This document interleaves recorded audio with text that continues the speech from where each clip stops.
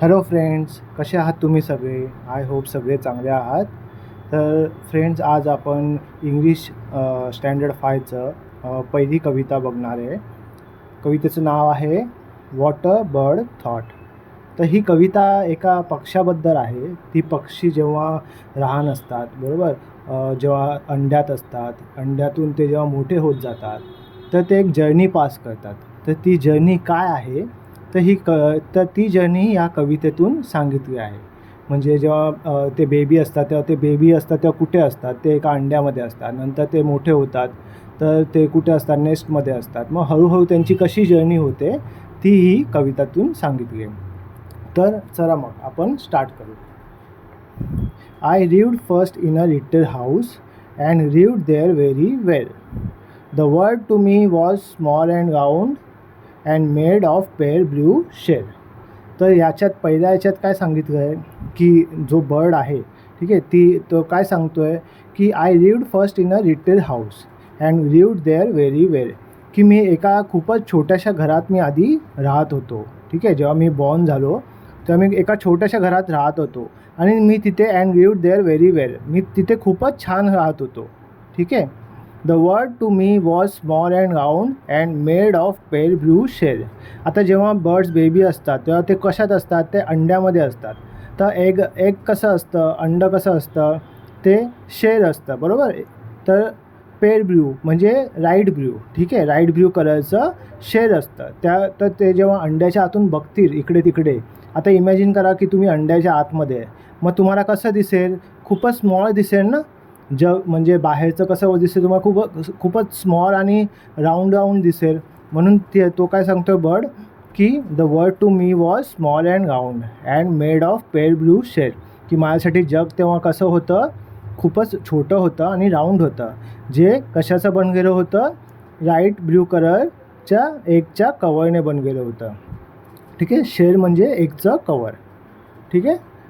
तर नेक्स्ट आहे I lived next in a little nest not needed any other. I thought the world was made of straw and covered by my mother.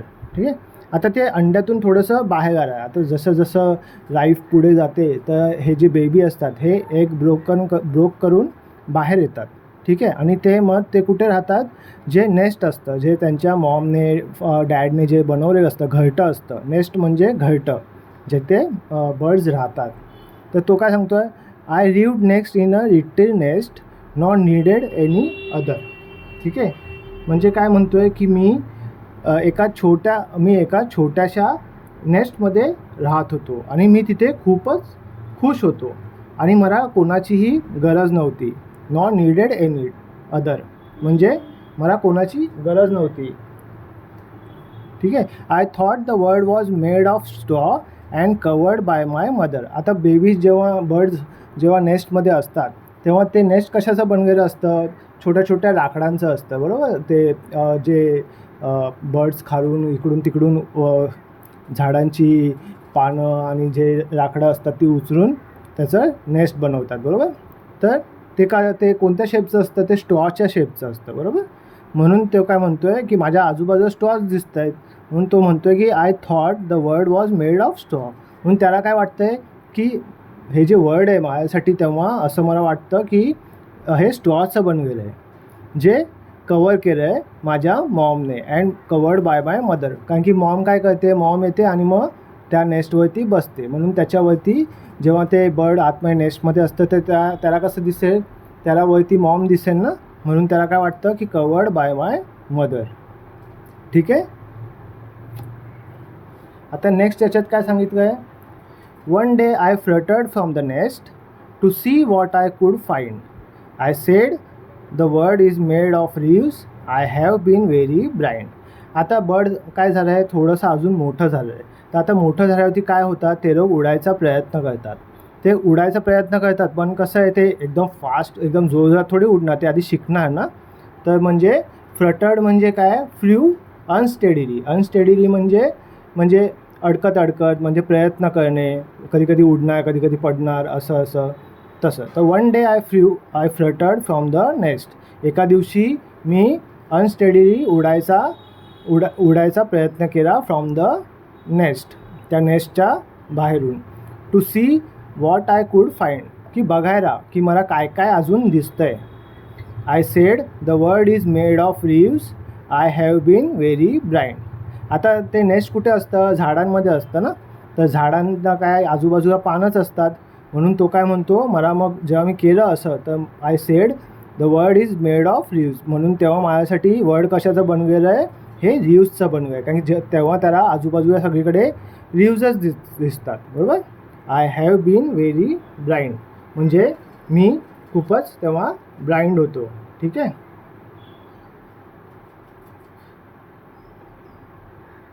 तो म्हणतो की म्हणजे तो असं सांगायचं होतं, it thought that it had been very blind earlier for me to realise because now the world is made up of leaves. कारण की त्याला आता समजतं की आता वर्ल्ड कशाचं बनलेलं आहे, लीव्सचं बनलेलं आहे. ठीक आहे. आता next last. At last I flew beyond the tree and saw the sky so blue. Now how the world is really made I cannot tell, can you. तर याच्यात काय आहे, आता तो अजून मोठा झाला आहे आणि आता तो उडायला लागला आहे. ठीक आहे. तर तो काय म्हणतो आहे, at last I flew beyond the trees. जेव्हा तो मोठा झाला आणि तो उडायला लागला, तर ॲट लास्ट म्हणजे फायनली, आय फ्ल्यू म्हणजे फ्ल्यू म्हणजे पास्ट टेन्स, उडण्याचा पास्ट टेन्स. ठीक आहे. I flew beyond the trees, beyond म्हणजे फर्दर साईड, त्या साईडला, नेक्स्ट साईड, बरोबर, further. I flew beyond the trees and saw, जेव्हा तो उडाला झाडावरून, बरोबर, तर तो मस्त आकाशात गेला, बरोबर, मस्त वरती उडला. तेव्हा तो वरती जेव्हा उडला तेव्हा त्याला आजूबाजूला काय दिसलं, त्याला स्काय दिसलं. आणि स्काय कशाचं आहे, ब्ल्यू कलरचं. म्हणून तो म्हणतो की तेव्हा मला वर्ल्ड कशासारखं दिसलं, स्कायसारखं, एकदम मोठंसं स्काय असं दिसलं. आणि ते कशाचं होतं, ब्ल्यू कलरचं होतं. Now how the world is really made I cannot tell, can you. कारण की तो आता उडत चालला आहे, इकडे तिकडे उडतोय, तर त्याला खूप काही दिसतं आहे. कधी स्काय दिसतं आहे मोठं, कधी कधी त्याला माउंटन्स दिसत असतील, तर खूप काही दिसत असेल. म्हणून तो आता सांगूच नाही शकत की आता वर्ल्ड कशाचं बनवलेलं आहे, कारण की त्याला आता पूर्ण एक्सप्लोअर करायचं आहे ना, म्हणून. तर तो एक्सप्लोअर करतो आहे, तर म्हणून तो म्हणतो आहे, now how the world is really made I cannot tell, can you. तर तो म्हणतो आहे की आता हे वर्ल्ड कशाचं बनलं आहे, मी तर बाबा सांगू शकत नाही, तुम्ही सांगू शकता का. ठीक आहे. तर खूपच सुंदर कविता आहे ही पक्षाबद्दल. ठीक आहे. तर आता फ्रेंड्स आपण याच्या थोडेसे क्वेश्चन आन्सर्स बघू. तर हे क्वेश्चन आन्सर्स आहेत, हे तुम्हाला नवनीतमधून भेटतील. नवनीत करून एक बुक येतं, त्याच्यात सगळे क्वेश्चन आन्सर्स असतात. तर तुम्ही पाहिजे याचा पण फोटो घेऊ शकता आणि स्टडी करू शकता. ठीक आहे. तर पहिलं आहे, write whether the following statements are true or false. First, the bird was unhappy in its first house. True का फॉल्स. फॉल्स, कारण तो हॅप्पी होता ना पहिल्या फर्स्ट हाऊसमध्ये, तर false. The bird's world was a large house, हे पण फॉल्स, ते स्मॉल होतं ना, स्मॉल नेस्ट होतं. The nest was made of straw, हे ट्रू, बरोबर. एका पॅराग्राफमध्ये आहे ना की ते स्ट्रॉचं बनलेलं आहे, तर true. The colour on the shell was red, तर शेलचं कलर काय होतं, रेड होतं का, नाही, ब्ल्यू कलरचं होतं ना, म्हणून फॉल्स. ठीक आहे. आता नेक्स्ट आहे, complete the following.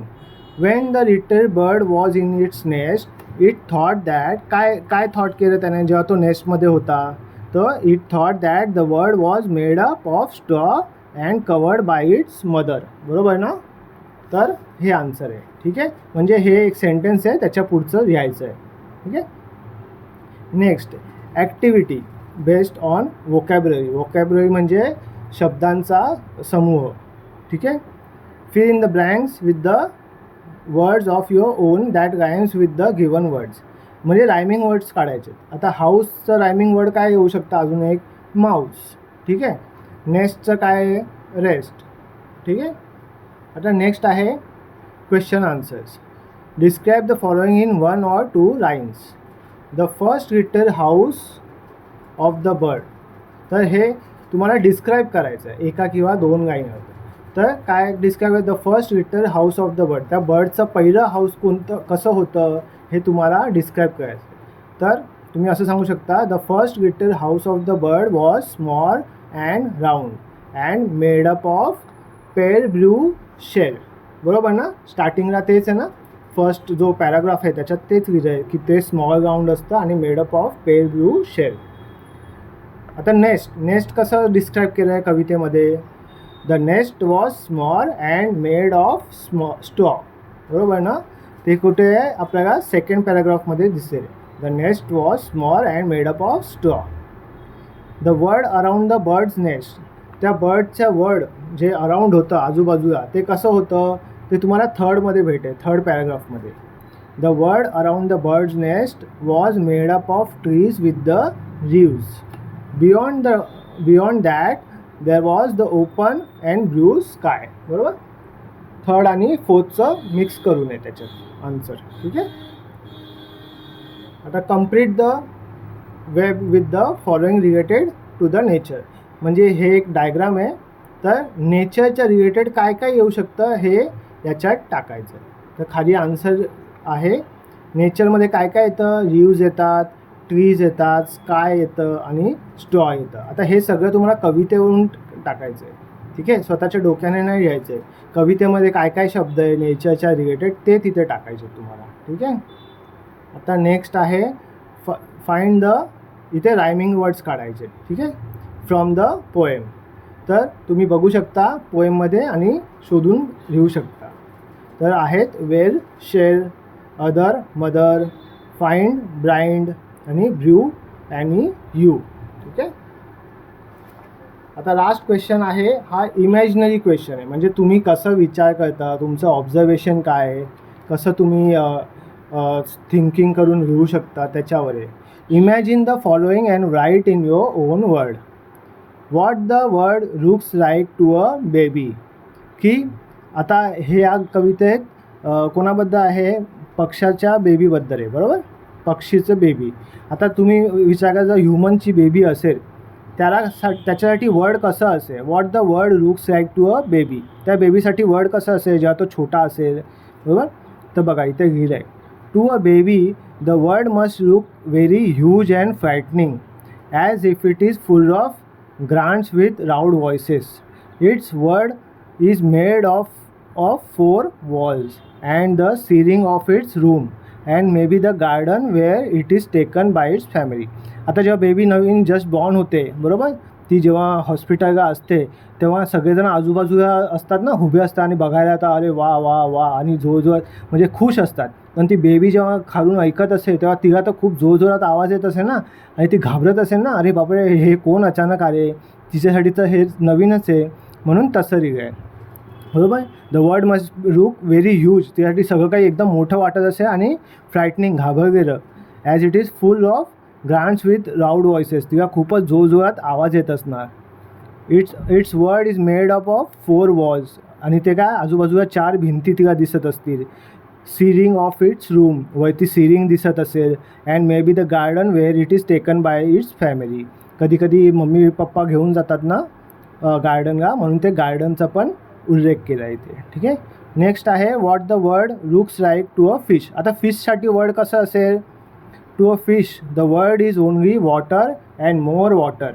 It's world also has the other fishes, some bigger and some smaller than itself and some green water plants. आता फिश तर पाण्यातच असते, बरोबर, तर बेबी फिश पण जेव्हा बॉर्न होईल तेव्हा ती पाण्यातच असणार, तर तिला काय असेल वर्ड फक्त वॉटर आणि वॉटरच असेल तिच्यासाठी. आणि तिला वर्डमध्ये काय काय अजून दिसेल, वेगवेगळ्या टाईपचे फिशेस दिसतील, काय काय स्मॉलर फिशेस, काय काय बिगर फिशेस, बरोबर, आणि थोडेसे ग्रीन वॉटरी प्लांट्स दिसतील. ठीक आहे, इझी आहे ना मित्रांनो. तर आय होप सो तुम्हाला ही कविता समजली असेल आणि हे क्वेश्चन आन्सर्स पण समजले असतील. तुम्ही याचे स्क्रीनशॉट घेऊन तुम्ही हे क्वेश्चन आन्सर्स रन करू शकता. ठीक आहे. सो थँक्यू बच्चो, हॅव अ गुड डे. आणि नेक्स्ट चॅप्टर मी लवकरच घेऊन येईन. ठीक आहे. आणि don't forget to like and subscribe my videos. Okay, thank you, have a great day, bye, take care.